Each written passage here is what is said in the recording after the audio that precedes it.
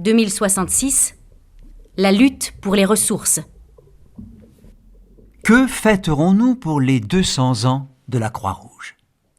Y aura-t-il simplement quelque chose à célébrer? Au départ, au moment de la fondation de la Croix-Rouge, personne ne parlait de mettre fin à la guerre. C'était déjà un grand pas que d'avoir réussi à la jalonner de règles. Vouloir faire de l'humanitaire en temps de guerre peut certes paraître cynique.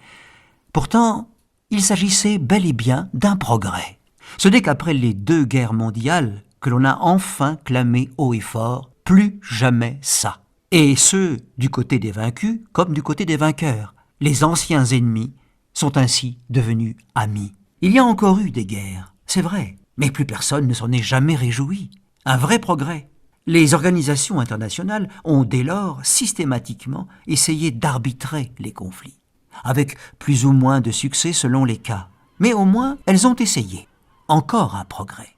Naguère à Solferino, l'aide était arrivée trop tard pour bon nombre de blessés. Mais certains survécurent. Combien? Personne n'avait le temps de compter.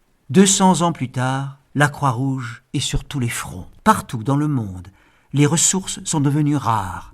L'accès aux dernières réserves de pétrole et à l'eau potable donne lieu à des conflits brefs mais nombreux dans lesquels s'affrontent des armées de mercenaires. Dans un contexte d'instabilité politique permanente et de dérèglement extrême du climat, les théâtres de la détresse et de la famine se déplacent rapidement. Alors, y a-t-il quelque chose à fêter pour ces 200 ans? Oui, il y a chaque jour cette poignée de petites victoires de l'humanité au milieu d'un océan de misère. Personne n'a le temps de les compter, mais ces petites victoires, elles comptent.